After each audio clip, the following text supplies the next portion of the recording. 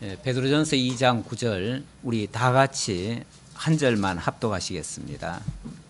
그러나 너희는 택하신 족속이요 왕같은 제사장들이요 거룩한 나라요 그의 소유가 된 백성이니 이는 너희를 어두운 데서 불러내어 그의 기이한 빛에 들어가게 하신 이의 아름다운 덕을 선포하게 하려 하심이라. 아멘. 예, 오늘부터 베드로전서로 들어왔습니다. 지난주까지 야고보서를 살펴봤는데 야고보서와 베드로전후서 여기서의 큰 차이점이라면 우리가 야고보서를 강론하면서는 계속해서 경건에 대한 말씀을 많이 드렸습니다. 그래서 경건이라고 하는 단어가 자주 나왔는데 우리 베드로 전서에 들어오면 이 거룩이라고 하는 단어가 많이 나옵니다. 그래서 언뜻 보면 뭐 경건이나 거룩이나 거기서 거기 아니냐 비슷한 말 같고 의미도 비슷하지 않겠는가 이런 생각을 할 수 있겠는데 아무래도 베드로 전후서는 이 거룩에 대한 진리의 말씀이 많이 소개되고 있습니다. 이 거룩과 이 경건 이것의 그 차이점을 여러분들이 조금 이해를 하셔야 우리 베드로 전서를 배우게 되는 그 차이점을 그러니까 야고보서와의 차이점을 우리가 알 수 있을 것 같아서 설명을 좀 드리고 넘어가고자 합니다. 일단 여러분들 전체 주보의 개요를 한번 보시기 바랍니다. 신약 성경 전체가 그리스도 성취입니다. 이 성취라고 하는 것은 하나님께서 그리스도를 언약하셨기 때문에 그리스도로 성취한다 그 말입니다. 그리스도로 성취한다는 말은 하나님이 그리스도를 언약하셨고 구약 용어로 말하면 메시아죠. 메시아를 언약하셨고 그 메시아가 메시아가 아니라 메시아로 성취하십니다. 메시아로 성취하시는데 메시아가 성취하시는 내용, 다시 말하면 언약하시고 성취하시는 내용이 뭔가 그 구체적인 하나님의 언약의 내용은 우리 구약 성경에서 살펴봐야 되는데 한마디로 말하면 하나님의 나라와 하나님의 의라고 그랬습니다. 나라와 의에 대한 언약, 그것을 하나님이 약속을 하셨고 메시아를 통해서 이루실 것을 약속하셨고 역사 속에서 이스라엘 나라를 통해서 이스라엘을 거룩하게 하심으로 완성되었습니다. 그러나 그건 어디까지나 모형과 그림자이기 때문에 온전한 나라, 온전한 의는 이루어지지 않았습니다. 그런데 그 온전한 나라와 온전한 의에 대해서 바로 예수님이 오셔서 하나님의 약속하신 그리스도로서 그 약속을 이루어 주십니다. 이루어 주시는데 그리스도께서 이루시는 그 약속을 나라와 의에 대한 새 언약이라고 말씀드릴 수 있습니다. 그래서 예수님이 직접 활동하셨던 사복음서는 바로 그 나라와 그 의, 바로 하나님의 나라와 하나님의 의에 대한 새로운 언약의 말씀이라고 말씀드릴 수 있고 그 언약에 의해서 이제 사도행전부터 요한계시록까지 그 언약이 성취되어져 가는 내용을 소개하고 있습니다. 그 가운데 하나님의 나라, 물론 완성된 하나님의 나라는 요한계시록에 가서 이루어지죠. 그러나 이 땅에서 그 하나님의 나라를 모형적으로 보여주는 그러한 나라가 바로 교회가 되겠습니다. 이 지상교회, 그리스도의 몸이죠. 그리스도의 몸된 교회. 그리스도께서 이 땅에 살아계실 때 그렇게 말씀하십니다. 예, 당신이 십자가에 못 박혀 죽으시고 3일 만에 부활하심으로 말미암아 당신의 몸된 교회를 이 반석 위에 세우시겠다고 약속을 하십니다. 그랬을 때 사람들은 이해를 못했지요. 그게 무슨 소리인지. 그래서 사도 베드로도 죽지 말라고, 왜 죽냐고 오히려 예수님을 붙들고 만류까지 했었죠. 그런데 예수님께서 사탄아 내 뒤로 물러가라 하시면서 당신이 그 일을 하러 오셨다고 말씀을 하십니다. 그러면서 이 땅에 바로 당신의 몸된 교회를 세우실 것이고 그 교회를 통해서 하나님의 거룩한 백성들을 거룩하고 의롭게 완성해 가실 것을 약속해 주셨습니다. 그 말씀대로 사도행전에서 그리스도의 몸된 교회가 역사 가운데 세워지게 됩니다. 그리고 그 다음에 로마서부터 유다서까지는 그 약속대로 세워진 교회가 약속대로 의롭게 성장해 가는 내용이 되겠습니다. 그래서 하나님께서 물론 천상에 계신 그리스도께서 친히 당신의 몸된 교회를 붙드시고 성령을 통해서 역사하심으로 그 교회를 성장시켜 가십니다. 이렇게 성장시켜 가는데 이 성장시켜 가는 과정이 매우 정밀하게 하나님의 뜻대로 이렇게 이루어 가십니다. 그래서 로마서부터 갈라디아서는 복음 사역을 통해서 이끌어 가시고요. 그리고 에베소부터 데살로니가 후서까지는 교회 신분을 통해서 또 이끌어 가시고, 그 다음에 디모데전서부터 빌레몬서까지는 교회 행정을 통해서 이끌어 가십니다. 그리고 히브리서부터는 유다서까지 지금 우리가 배우고 있는 이 시점에 와 있습니다. 여기서는 교회 품위를 통해서 정말 교회가 교회다운 모습을 띠고 정말 이것이 교회다라는 그러한 모습을 보여주면서 이끌어 가신다 그 말이죠. 그 가운데 히브리서는 지혜로운 복음 생활이라고 말씀드렸는데 하나님께서 위로부터 주시는 그 지혜를 가지고 복음에 합당한 생활을 하도록 하신다 그런 이야기예요. 이거는 좀 대비적으로 말하자면 율법과 대비가 되죠. 그래서 율법에서부터 복음으로 복음 생활로 이끌어주는 그러한 모습을 통해서 하나님의 지혜에 도달하도록 그렇게 만들어 가시는 내용이 되겠습니다. 그 다음 야고보서부터 베드로서까지는 제가 지금 이 주보에 있는 걸 가지고 설명을 드리는 겁니다. 여러분들이 그러니까 이 주보를 그냥 괜히 적어 놓은 게 아니에요. 뭐 공간이 남아가지고 적어 놓은 게 아니고요. 여러분들이 성경 전체 흐름을 기억하시라고, 잊지 마시라고. 그래서 제가 오늘 베드로서에 들어가면서 다시 한번 훑어드리는 거예요. 지금까지 말씀드렸던 것을 간략하게 제가 설명드리고 넘어가는데 야고보서부터 베드로서까지가 가치로운 경건 생활이다 이렇게 말씀드렸습니다. 이 가치롭다. 이 모든 철학이 이 세상에서 말이에요. 이 세상에서 모든 철학이 추구하는 최고의 가치는 진선미라고 그럽니다. 진리, 선, 아름다움 이거를 추구하고 있습니다. 그래서 대학도 늘 추구하는 것이 진리의 상아탑을 쌓는다 그렇게 표현을 해요. 그러니까 진리를 추구한다 그 말이죠. 그 진리를 추구해서 거기서 진정한 참된 선이 무엇인가를 알게 하고 그리고 아름다운 결과를 만들어내 간다는 거죠. 그런데 이거는 어디까지나 그렇게 해서 최고의 경지에 올랐다 할지라도 그래도 여전히 그것은 이 세상에 속한 세속적인 것들입니다.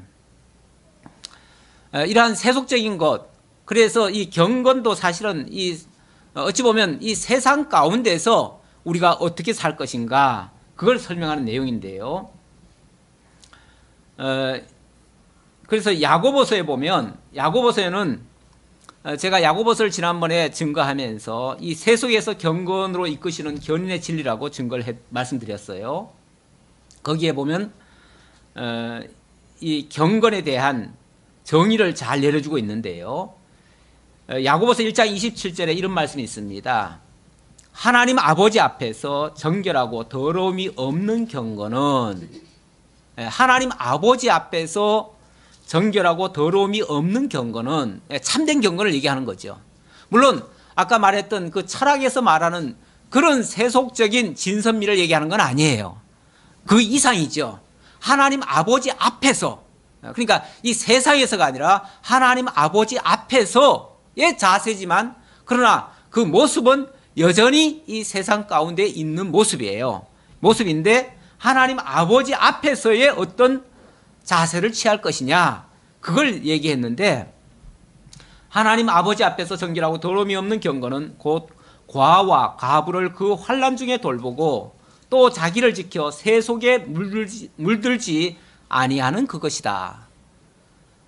하나님 아버지 앞에서 내가 세상에 빠져 있지 아니하고 세속에서 구별된 세속에 빠져 있지 아니하고 거기에 세속에 물들지 아니하는 그것이다. 그러니까 그 가운데서 자신을 어떻게 지켜가면서 하나님 앞에 바로 설 것이냐, 그게 경건한 모습이다. 이렇게 정의를 내려주었어요. 그런 각도에서 지난번에 야고보서를 제가 증거를 했던 거예요. 했는데 이 거룩이라고 하는 차원은요, 이 경건보다 어떤 면에서 더 영적으로 한 단계 더 위에 올라간 상태예요. 왜 그러냐면 이 거룩이라고 하는 거는 완전히 이 세속과는 상반된 개념이에요. 이 세속과는 완전히 다른, 그러니까 세상 가운데서 깨끗하게가 아니라 이 세상을 어떻게 보면 완전히 벗어난 상태에서의 그걸 얘기하는 거죠. 그래서 이 거룩이라고 하는 차원은 이미 이 경건보다도 한 단계 더 위의 것이다, 이렇게 말씀드릴 수 있는 거예요. 예, 이 거룩이라고 하는 단어가 히브리어로는 카도시라고 그러고요, 헬라어로는 하기오스라고 그러는데, 이건 완전히 구별된 거, 완전히 차별화된 거, 이렇게 된 거를 이야기하는 거거든요. 그래서 이 완전한 차별성을 갖는 완전한 어찌 보면 이 세상 것에 속하지 아니한 그런 것을 거룩이라고 얘기할 수 있어요. 그러니까 거룩하게 되었다라고 말한다면은 이미 이 세상을 어떻게 보면 벗어난 상태나 마찬가지가 되는 거예요. 물론 우리가 이 세상에 살면서 어떻게 벗어나겠어요. 한계를 가지고 있죠. 그래서 여전히 이 세상이라고 하는 이 현실을 부정할 수는 없어요. 그래서 현실을 인정하면서 그 가운데서 그러나 나의 신분이 이 세상에 속한 자가 아니고, 이 세상에 머무는 자가 아니고, 이 세상에서 무슨 일을 하는 사람이 아니고 영원한 곳에 주소를 두고 영원한 삶을, 그 생명을 받았고 영원한 삶으로 살아갈 그런 존재라는 것을 인식하면서 하나님 앞에서의 그야말로 영원하신 하나님과 더불어 살아가는 그러한 존재를 기억하고 잊지 말고 그 상태를 유지하면서 하나님 앞에서의 자세, 그걸 가지고 세상에 살더라도 살아가라는 그런 의미에서의 거룩이에요. 그러다 보니까 이 거룩을 설명하는데 이 거룩만 계속 얘기하다 보면은 너무 황당한 얘기가 되지요. 이 세상 걸 완전히 다 무시하는 결과가 되어버리죠. 그렇게 되어지면 마치 공중을 붕붕 뜨는 사람처럼 되어버리죠. 그렇게 되어지면 그것도 또 말이 안 돼요. 그래서 여전히 우리 발은 이 땅에다가 발을 디디고 살고 있는 것을 기억하고 그 상황 속에서 영원한 상태에 우리가 있다는 것을 잊지 말고 그런 자세로 이 세상을 대하면서 살아야 된다. 그것이 거룩한 삶이다. 그런 얘기예요. 이 거룩한 삶을 사실은 너무 거룩하기 때문에, 너무 거룩한 것은요 솔직히 설명이 잘 안 돼요. 그렇죠? 왜냐하면 이 땅에 그렇게 거룩한 게 없잖아요. 거룩한 게 없는데 자꾸 거룩 얘기하면은 이상한 모습으로 들리죠. 그러다 보니까 상대적인 게 있어야 돼요. 다시 말하면 거룩이라고 하는 거는 세속이 없으면은 거룩이라고 하는 것도 성립이 안 돼요. 이 상대적으로 이거 대조를 해야 돼요. 대조를 해야 비로소 거룩이라고 하는 게 돋보여요. 그래서 이 거룩을 설명할 때에 이 바탕은 속된 것을 깔아놓는 거죠.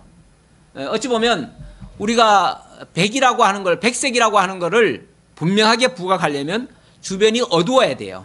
그러니까 이 밝은 걸 설명하려면 주변이 어두워야 밝음이 확연하게 드러나요.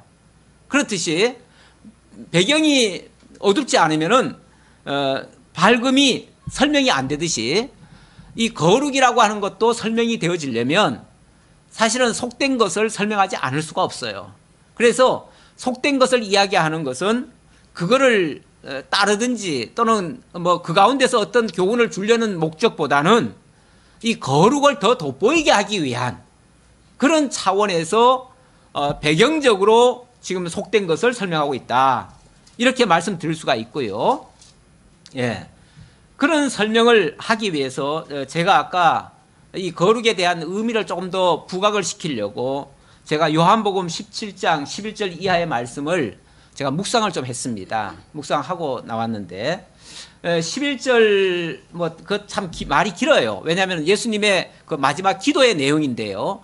그 기도의 내용을 제가 다 읽으려면은 너무 기니까 그래서 11절과 14절과 17절만 제가 읽어볼게요. 거기 보면 이런 말씀이 있어요.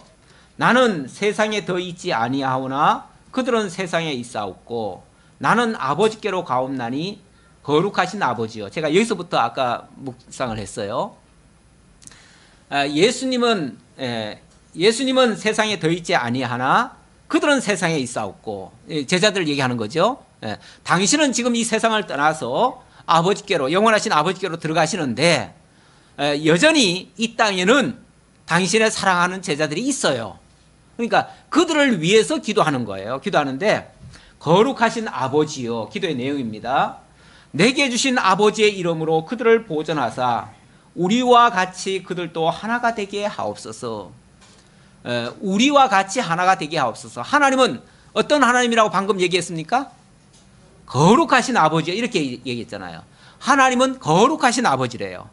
거룩하신 아버지란 말은 이 땅에 속해 있는 아버지가 아니고 완전히 초월하신 영원하신 이런 하나님이셔요. 뭐 이 세상에 더럽고 약하고 추하고 이런 모습은 전혀 보이지 않는 그야말로 깨끗하고 완전히 구별되신 그분 앞에 기도하면서 그들을 보존하사 지금 여기 땅에 있는 자들을 보존하사 우리와 같이 그들도 하나가 되게 하옵소서. 이 말은 뭐 예수님과 한 덩어리가 되라 이런 차원보다도 지금 하나님이 거룩하신 분이시고 예수님이 지금 거룩하게 되어지는 찰나예요. 그때 저들도 거룩하게 하옵소서 그 말이죠. 저들도 함께 하나가 되게 하옵소서. 그럼 같이 거룩하게 하옵소서 그 말이고요. 14절 내가 아버지의 말씀을 그들에게 주었사오매 세상이 그들을 미워하였사오니 이는 내가 세상에 속하지 아니한 같이 그들도 세상에 속하지 아니함으로 임함이니이다. 그들이 만약에 이 세상에 다시 말하면 속된 것으로 살고 있다면 세상이 미워할 리가 없죠. 왜냐하면 자기 편이니까 미워할 리가 없는데 그들은 이 세상에 살고 있지만 바른 세상에 디디고 있지만 그들은 세상에 속한 자들이 아니다 그 말이에요. 세상에 속하지 않았으면 어디 속해요? 하나님께 속한 자죠. 하나님의 거룩하심에 이미 참여할 자들이죠. 그렇기 때문에 세상이 그들을 미워한다. 쉽게 말하면 세상 사람들은 그들이 이 거룩한 자들이고 거룩함에 참여할 자들이라는 사실을 싫어하는 거예요. 그러니까 세상이 그들을 미워하고 그리고 내가 세상에 속하지 아니한 같이 예수님이 이 세속적인 세상에 속하지 아니함 같이 그들도 세상에 속하지 아니함으로 인함이니이다. 그들도 이 세상에 속한 자들이 아니라 바로 하나님께 속한 자, 다시 말하면 거룩한 자가 되었기 때문에 그렇다. 그러면 이제 제일 관건은 뭡니까? 그럼 이 땅에 사는 동안에 이 거룩함을 유지를 해야 되는데 거룩하게 하기 위해서 하나님이 부르셨고 거룩함을 위해서 지금 이 땅을 살아가고 있는 중인데 그렇다면 어떻게 거룩하게 할 것인가? 이게 이제 관건이죠. 그게 관건인데 17절에 그렇게 말합니다. 그들을 진리로 거룩하게 하옵소서. 그들을 진리로 거룩하게 하옵소서. 그러면서 아버지의 말씀은 진리이다. 아버지의 말씀이 곧 진리고 그 진리의 말씀이 그들을 거룩하게 지키고 유지하고 보존하고 그리고 마침내 거룩에 도달하게 하실 수 있습니다. 말씀만이 그렇게 하실 수 있습니다. 하나님의 말씀만이 그들을 거룩하게 하실 줄 믿고 지금 거룩하신 아버지께 부탁하는 거죠. 예수님이 그렇게 부탁하면서 그들을 거룩하게 해달라고 기도합니다. 이 거룩이라고 하는 표현은 그런 의미에서 어찌 보면 완전히 이 세상과는 차별된, 구별된, 원래 거룩이라고 하는 단어가 구별이라고 하는 단어와 같아요. 그래서 구약에서는 그 거룩이라는 의미를 소개할 때 그걸 여러 모양으로 설명을 하는데, 여러 모양 설명할 때에 예를 들면 음식 가지고도 설명을 해요. 음식 가지고 설명할 때 거룩한 음식이 뭐냐? 예를 들어서 동물 같으면은 굽이 갈라지고 대세김질하고 이런 걸 거룩하다, 그렇게 표현을 해요. 그게 의미가 뭐냐면은 굽이 갈라졌다고 하는 게 구별이잖아요, 구별. 그러니까 이 세상에 발은 디디고 있지만은, 그러나 세상과는 다른 그런 차원에서의 삶을 사는, 그러니까 땅에 살면서도 위를 바라보면서 사는 존재라는 거죠. 위를 바라보며 영원한 것을 바라보며 이렇게 살아가는 그 모습, 그런 것들을 거룩이라고 한 단면으로 설명을 드린 바가 있습니다.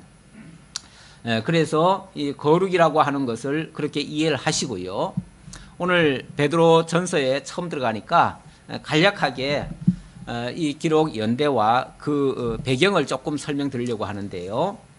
뭐 이 기자는 뭐 다 아시다시피 예수님의 수제자인 사도 베드로입니다. 이 사람은 예수님의 부르심을 받았을 때에 처음에 어부였죠. 어부였고 안드레의 형인가요? 안드레 형이죠. 안드레가 먼저, 원래는 세례 요한의 제자였는데 세례 요한의 제자였다가 예수님을 보고는 예수님께로 따라왔던 사람이에요. 처음에는 굉장히 어부 출신이었고, 그래서 굉장히 무식하다, 이런 표현도 했어요. 사도행전에 보면 그런 표현이 나와요. 저 사람은 상당히 무식한 줄 알았는데 말하는 거 보니까 굉장히 아주 희한한 말을 한다, 뭐 그래가지고 놀랬다, 뭐 그런 표현이 나와요. 뭐 예를 들어서 뭐 금과 은은 내게 없거니와, 뭐 이러면서 주 예수 이름으로 걸으라 하니까 막 걷고 그러잖아요. 놀라운 복음의 내용을 설명을 하니까 어떻게 저 무식한 인간이 저런 말을 하나 해가지고 놀랬지요. 그런데 이 베드로 전후서도요, 사실 이 헬라어로 보면 너무나 정교하고 너무나 아름다운 그런 문체로 사실은 기록이 됐다고 그래요. 그래서 그러니까 일반적으로 봤을 때도 굉장히 이 글이 깊이가 있고요, 내용이 굉장히 아름답게 또 표현도 돼 있고 그렇다고 그래요. 그래서 어떤 사람들은 그 무식자가 어떻게 이렇게 좋은 글을 쓸 수가 있겠느냐, 뭐 그렇게 표현을 하기도 하는데, 그 업으로 부름을 받았을 때는요, 젊은 나이고요, 이 글을 쓸 때는 어찌 보면 노년기죠. 노년기인데 인간적으로 말해도 그동안에 안 배웠다고 할 수도 없고요, 무엇보다도 하나님을 알게 되면요, 없던 지혜, 없던 지식도 다 나옵니다. 그래요. 우리도 뭐 저도 뭐 학력이 대단해서 이렇게 말씀을 깨닫고 증거하는 자가 아니고요, 하나님이 정말 지혜를 주시면 이 세상에 그 높은 학식을 가진 자보다도 더 월등하게 뛰어난 그러한 지혜로운 말씀을 증거할 수가 있습니다. 사도 바울도 사도 베드로도 그런 케이스라고 볼 수 있고요. 예. 그래서 이 베드로 전후서에 대한 의심은 할 필요가 없습니다. 예. 그래서 이건 가끔 이제 그렇게 의심하는 자들이 있기 때문에 제가 한 말이고요.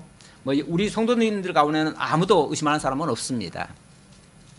그리고 기록 연대는요, 이 네로의 박해 기간이 주후 64년부터 68년까지인데요. 그 기간에 기록이 됐다고 봅니다. 그 후기에 기록이 됐다고 봅니다. 그래서 한 67년경으로 보고요.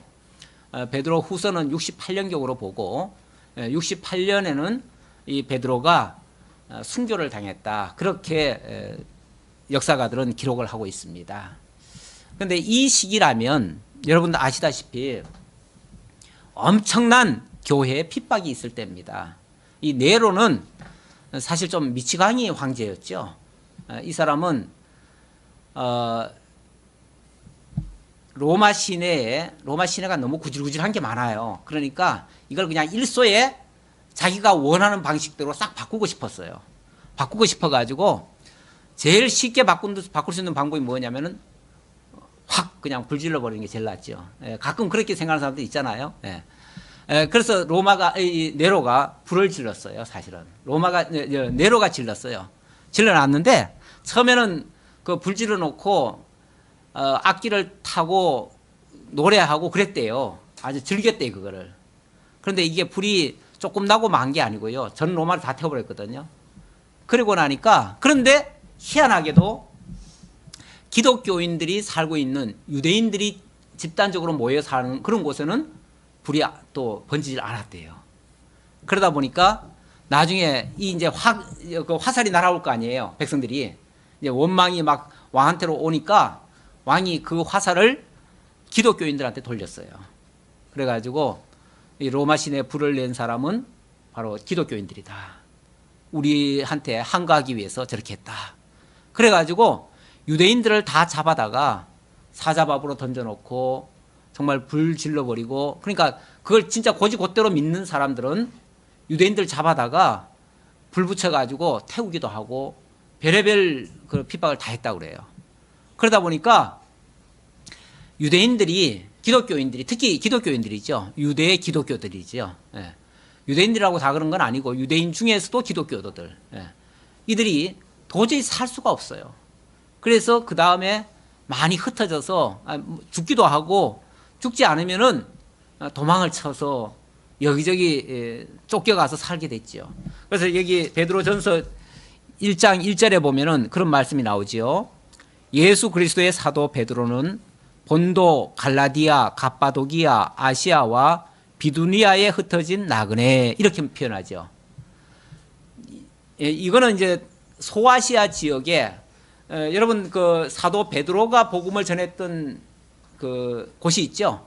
그 곳은 대부분 보면은 소아시아 지역의 서쪽입니다.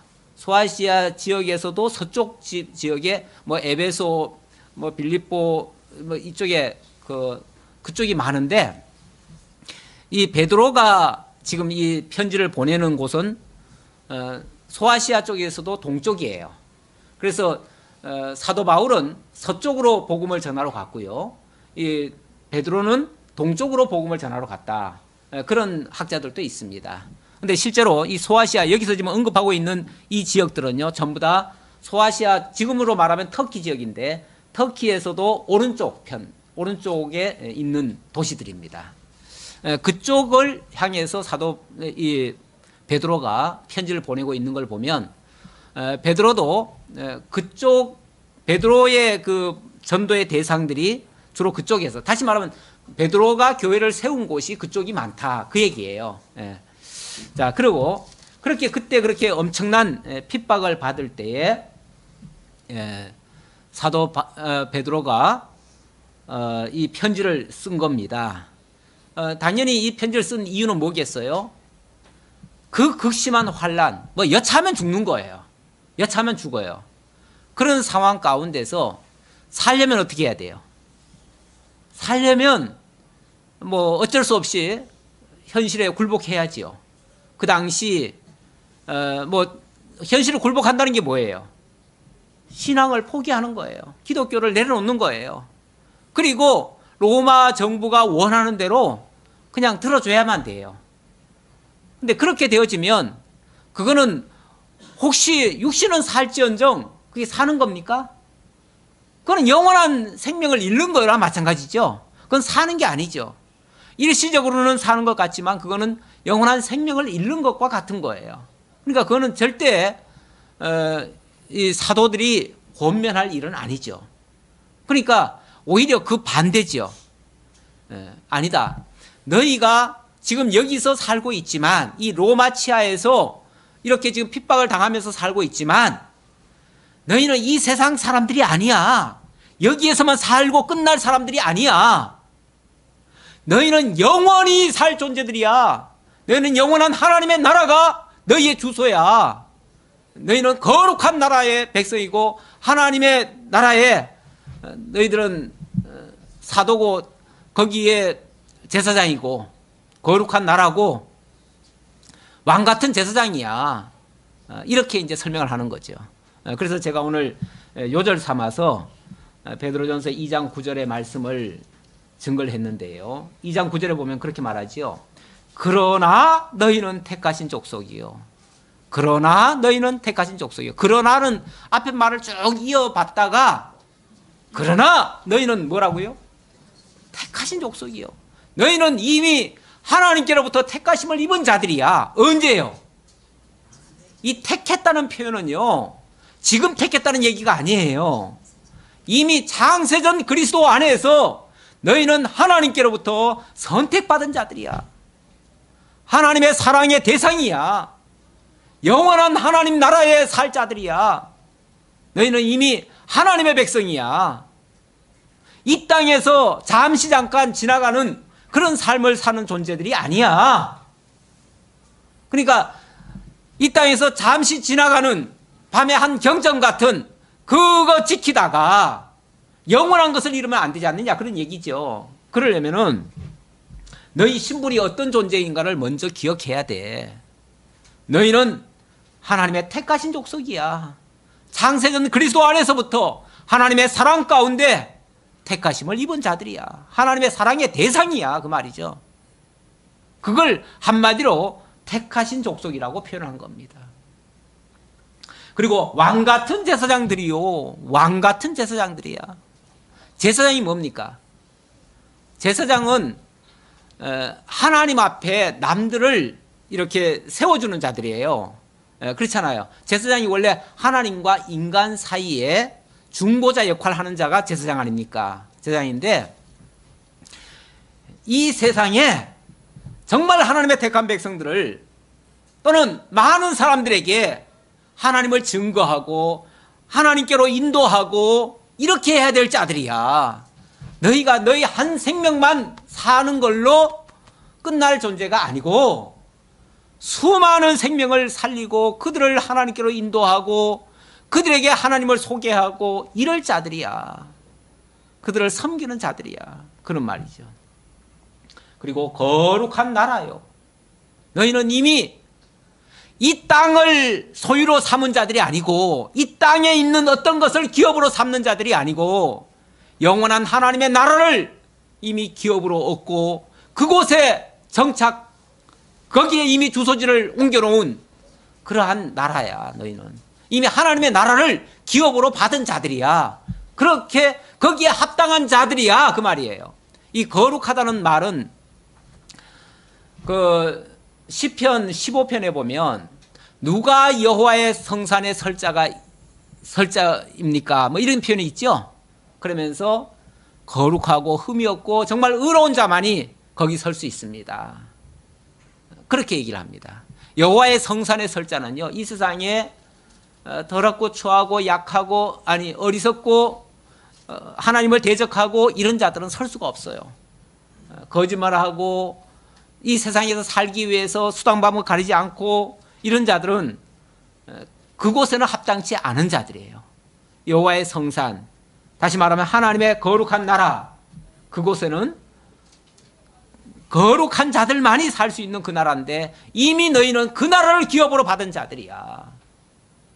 아니, 어마어마한 영원한 나라를 이미 기업으로 받은 자가 이 땅에서 그 어떤 작은 기업, 뭐 기업이라고 할 것도 없죠. 이 세상 그저 사는 과정에서 필요한 뭐 얻겠다고 그것들을 포기한다면 그건 바보 천치들이죠. 그의 소유가 된 백성이니 하나님의 것이 됐어요. 하나님의 것, 그리스도의 것. 우리가 크리스찬이라는 표현을 쓰죠. 크리스찬이라는 표현은 뭐냐면 그리스도의 것이다, 그런 표현이에요. 문자 그대로는. 그래서 옛날에 이제 사실은 그게 조롱하느라고 한 말이었대요. 원래는 그 말을 쓴 게. 저 사람들은 다 예수 믿는 것들이야. 예수 믿는 것들이야. 이렇게 표현했죠. 그러니까 그리스도의 것이야. 이렇게 표현했는데 그게 이제 지금은 크리스찬이라고 표현하는데 지금은 우리는 고상한 말로 들리잖아요. 고상한 말로 들리는데 어쨌든 우리가 하나님의 것으로, 하나님의 소유로 이미 된 자들이다. 완전히 하나님께 소속되어 있는 자들이다, 그 말이죠. 근데 사실 이걸 우리가 안다면 까짓 거, 이 땅에 그 무엇이 우리를 두렵게 하고 실족하게 하고, 우리 아까 집사님 기도하실 때도 우리가 세상 거 가지고 작은 것 때문에 실족하거나 낙심할 이유가 없다고 그런 기도를 잠깐 하시는 것 같았는데, 그렇습니다. 사실은 이 세상 거 아무리 귀한 것 같아도 따지고 보면 너무 하찮은 것들이에요. 영원한 것에 비하면 너무 하찮은 것들이에요. 그런데 별의별 거 가지고 다 그냥 인생 포기하고 끝내고 이런 사람들도 꽤 많잖아요. 요즘도 보니까 그런 일들이 꽤 있더라고요. 뉴스에도 자꾸 올라오는데, 세상의 것 뭘 추구하다가 그게 이루어지지 않으면, 그 자기 뜻대로 안 되면 그냥 포기하고, 아니 그 세상 게 뭐라고, 그까짓 거 있어도 그만 없어도 그만, 얻어도 별거 아니고 그렇잖아요. 정말 아무것도 아니에요. 지나놓고 보면요, 세상 거는요 많이 가져도 아무것도 아니에요. 어떤 사람은 뭐 원래도 많이 가졌는데 보니까 어마어마하게 또 끌어모으고 했더라고요. 이건 뭐 욕심은, 인간의 욕심은요 한도 끝도 없어요. 그런데 솔직히 말해서 먹고 살 만큼 이상의 것은요 다 짐이에요. 그렇잖아요. 이러면 또 속으로 비웃을지 모르겠는데 사실은 짐이에요. 너무 과하면. 아니 뭐 어느 정도는 있어야 좀 편리하겠지만, 생활에 좀 편리함은 있겠지만, 사실 그 이상은요 다 짐이에요. 남에게 누만 끼치고요. 같이 나누면은, 사실 하나님이 이 땅에 세상에 주신 것을 가지고 같이 나눠서 쓰면요 이 세상에 가난하게 살 사람 하나도 없어요. 굶어 죽을 사람 하나도 없고요. 죽을 사람 하나도 없다니까요, 진짜. 그런데 왜 한쪽에서는 다 굶어 죽습니까? 왜 인류의 3분의 1은 굶어 죽습니까? 3분의 1이 너무 과욕을 취해서 그래요. 너무 과하게 취하니까 나머지 3분의 1이 먹을 게 없는 거예요. 근데 그 부자들이 갖다 버리는, 뭐 날짜 지났다고 버리고, 뭐 슈퍼마켓 미국 같은 데 가면은 날짜 지났다고 다 버린대요. 그래서 그것만 주워 먹으러 다니는 사람이 또 있대요. 근데 사실 그런 거 가지고 아프리카에 갖다 주면요 아프리카 사람들 다 삽니다. 그 정도로 풍족해요. 그런데 이게 서로 나눌 줄 모르는 거죠. 나 안 먹으면 그냥 버리는 거지, 쓰레기가 되는 거죠. 근데 내가 먹겠다고 많이 모아놨다가 안 먹으면 다 쓰레기가 되면 그게 다 짐 되는 거 아니에요? 그런 식이 돼버리는 거죠. 뭐 얘기하다 그쪽으로 갔습니까? 우리가 영원한 것을 이미 확보한 사람들이에요. 영원한 것을 확보한 사람들이에요. 영원한 나라를 이미 기업으로 받은 자들이에요. 그런 자들이 이 세상의 시시한 것 때문에, 시시한 건 아니겠죠. 자기에게는 그게 막 절대절명 같은 얘기죠. 그렇지만 그래봤자 지나놓고 보면 또 별거 아니에요. 그런데 그것 때문에 실족하고 실망하고 낙심하고 좌절하고 실패하고 이러는 거는 사실은 쓸데없는 일들이었다, 그 말이죠. 우리 예수님, 사도 바울이 물론 한 말이죠. 사도 바울이 그런 표현을 했잖아요. 누가 우리를 그리스도의 사랑에서 끊을 수 있으리요? 누가 우리를 그리스도의 사랑에서 끊을 수 있으리요? 하나님이 우리를 영원전 그리스도 안에서부터 사랑 가운데 우리를 택하셨고, 당신의 자녀로 삼으셨고, 당신의 거룩한 백성을 삼아오셨고, 그래서 성도라 일컬어 주시고 그 거룩한 나라를 기업으로 주셨는데, 누가 우리를 그 사랑에서 끊을 수 있으리요? 그 말이에요. 무엇이 우리를 그리스도의 사랑에서 끊을 수 있으리요? 그 말이에요. 아무것도 이 세상 것은 우리를 가로막을 자가 없어요. 가로막을 게 없어요. 우리를 무너지게 할 것들이 없어요. 우리를 실족시킬 게 없어요. 그래도 또 콧바뜨리시는 분이 있어.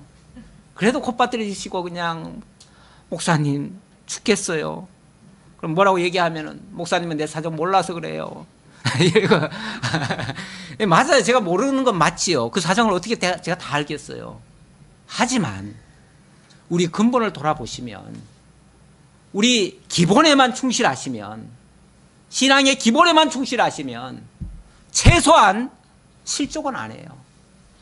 최소한 낙심은 안 해요. 누가 우리를 하나님의 사랑에서 끊을 수 있으리요? 누가 우리를 정죄하리요? 누가 우리를 고발하리요? 그랬어요. 우리가 설령 잘못했더라도요, 고발할 자 없어요. 왜? 그리스도의 사랑이 우리를 덮고 있으니까. 누가 우리를 정죄하리요? 설령 우리가 정말 죄 같은 것이 있다 할지라도 하나님이 그걸 묻지 않으신대요. 그렇다면 누가 우리를 감히 건드릴 수가 있어요? 이렇게 좀 당당하게 살면 세상 얼마든지 이겨낼 수 있습니다. 이런 목적을 두고 사도 베드로가 그 성도들에게 너희들 이겨낼 수 있어. 이 현실 굉장히 막심한 현실이지만 그러나 이거 별거 아니야. 우리가 너희 신분이 어떤 상태인지만 알면 절대 우리가 낙심할 이유가 없어. 얼마든지 이겨낼 수 있어. 이렇게 표현하는 거죠. 예, 그래서 기록의 목적이라면 성령께서 네로의 황제 교회 핍박 때문에 흩어진 디아스포라 성도들에게, 이 흩어진 나그네를 디아스포라라고 그래요. 디아스포라 성도들에게 우리 이 베드로 사도의 표현에 의하면 마귀가 우는 사자같이 우리를 두루 삼키려고 두루 다니면서 유혹한대요. 우리의 신앙을 무너뜨리려고, 우리의 신앙을 거꾸로 뜨리려고 마치 우는 사자처럼 으르렁거리면서, 겁나지요. 우는 사자같이 덤벼드니까 사자가 으르렁거리는데 겁 안 낼 사람 어디 있어요. 하지만 우리는 이미 다 이기신 그분이 앞장서 그 길로 가셨고 우리 보고 그 길로 가도록 하시는 그곳을 우리가 지금 가는 자들이니까 그 사실만 안다면 어떠한 환난과 역경에도 무너지지 않을 수 있고, 그리고 그걸 뭐라고 그러냐면은 산소망이래요. 산소망. 그 산소망을 가지고 우리가 내 본분 지키며, 내 본분 지킨다는 게 신앙을 지키는 거예요. 신앙 지킴으로써 거짓 진리를 경계하고 승리하신 주님을 바라보게 합니다. 그 철로역정의 이야기를 잠깐 한번 또 언급하자면, 철로역정에 보면 천성을 향해 가는 전도자가 쭉 가는데 막 사방에서 막 무서운 것들이 죽이려고 막 으르렁거리고 막 덤벼듭니다. 여차하면 그냥 못 가지, 앞으로 갈 수가 없어요. 너무 무서워가지고. 그래서 자꾸 뒤로 돌아가려고 하는데 약간 살금살금 가보니까 사실은 아무도 못 건드려. 그래서 왜 못 건드리나 하고 자세히 보니까 다 묶여 있더래요. 묶여 있던 것들이 아무리 으르렁거려도 무슨 상관이 있어요? 나를 실제로 해치지는 못해요. 다시 말하면 악한 마귀 사단의 권세들은 우리를 위협은 할지언정 죽이지는 못해요. 우리가 우리 본분 잃지 않고 믿음의 길 뚜벅뚜벅 걸어가면 뭐든지 다 이겨낼 수 있어요. 하나님 반드시 우리를 그 천성에까지 안전하게 도달하게 하셔요. 그럼 왜 그렇게 어려운 위험한 길을 걷게 하시는가? 그래야 나중에 하나님 앞에 갔을 때 찬송거리가 나오지 않겠어요? 그렇잖아요. 너무 심심하게 가면 재미 하나도 없어요. 그렇잖아요. 그래서 찬송거리 많게 하려고. 그래서 우리 1절로부터 조금만 한번 보도록 하겠습니다. 예수 그리스도의 사도 베드로는 본도, 갈라디아, 갑바도기아, 아시아와 비두니아에 흩어진 나그네 곧 하나님 아버지의 미리 아심을 따라, 미리 아셨다. 미리 아셨다는 말이 뭐죠? 이게 이제 그 헬라어로 기노스코라 그러는데요. 원래 이게 한 몸이 됐다라는 뜻이에요. 원 단어는. 이 한 몸이 돼야 진짜 알잖아요. 저 사람을 내가 알았다. 표면적으로 안 게 아니에요. 그와 한 덩어리가 돼야 알아요. 진짜 알아요. 사실 부부간에도 잘 모르죠. 잘 모르는데 진짜 한 몸이면 알 수 있어요.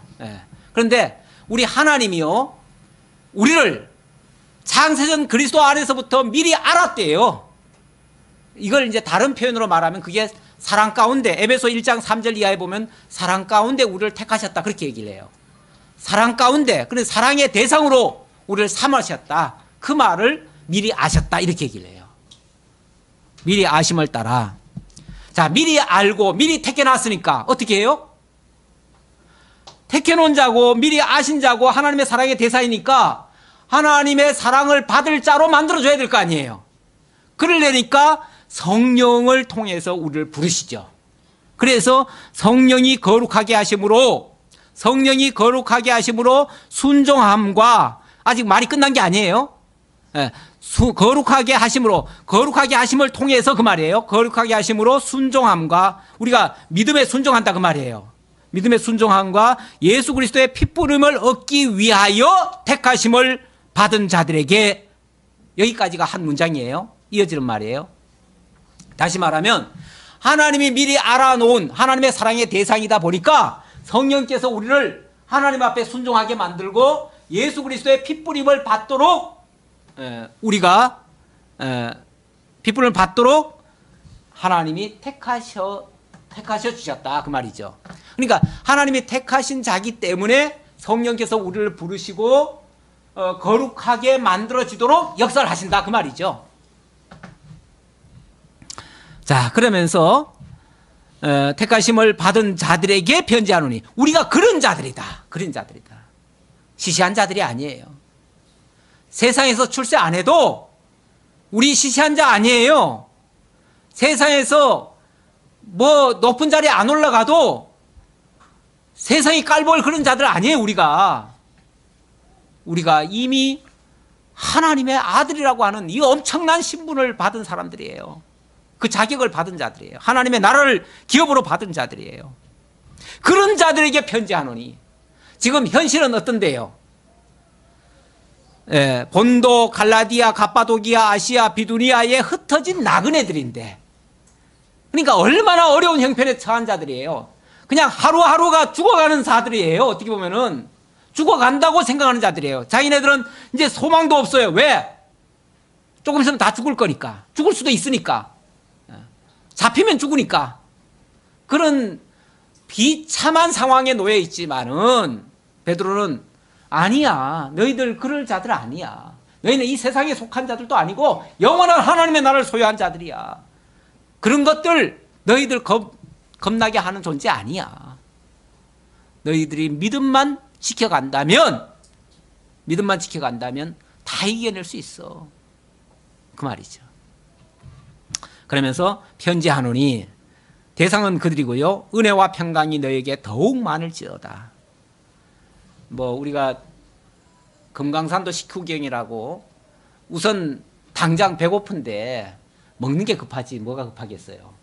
그러니까 제일 이 환난 가운데 있는 자들에게 우선 당장 급한 거는 은혜와 평강이죠. 다시 말하면 그들에게 하나님의 은혜와 하나님의 평강이 임함을 그들로 하여금 깨닫도록 이렇게 축원해 드리는 말씀이에요. 그러니까 어려운 현실, 근데 어려운 현실만 보면은 절대 헤어나올 수가 없어요. 헤어나올 수가 없는데 하나님의 이러한 놀라운 진리의 말씀을 기억을 하면 헤어나올 수가 있죠. 그거를 깨닫는 것이 쉽게 말하면 은혜고, 그걸로 말미암아 이루어진 결과물이 평강이에요. 우리가 그것을 깨닫게 되어지면 마음에 잔잔한 평화가 오지요.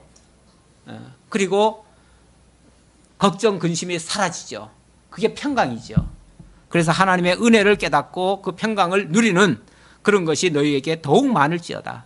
물론 그들이 지금도 그러한 신앙 가운데서 지키고 있겠지만 더 분명하게 할 줄로 믿는다. 그런 이야기입니다. 오늘은 뭐 진도는 못 나가겠네요. 오늘은 본문 이것만 하고 다음 주부터 본격적으로 본문을 설명해 드리도록 하겠습니다. 기도하겠습니다. 아버지 하나님 감사합니다. 하나님이 우리들에게 체계적으로 거룩하고 의로운 교회로 세워주시고 우리 성도들로 하여금 이 어려운 현실도 넉넉히 이겨내고 승리하게 하시려고 오늘도 베드로 사도를 통해서 우리에게 이 말씀을 들려주셔서 너무나 감사합니다. 아버지 하나님, 이 세상은 끊임없이 우는 사자처럼 우리를 삼키려고 유혹하고 핍박하는 가운데 있습니다. 그러나 우리가 이럴 때일수록 신앙의 기초를 가지고 기초에서 흔들리지 아니하며 믿음을 더욱 견고히 지켜갈 수 있는 그러한 견고한 신앙들 될 수 있도록 인도하시고 우리의 신분을 확실히 기억하고 세상에 살면서도 세상을 승리하며 이겨갈 수 있는 저희 모두가 되도록 함께해 주옵소서. 예수님의 이름으로 기도하옵나이다. 아멘.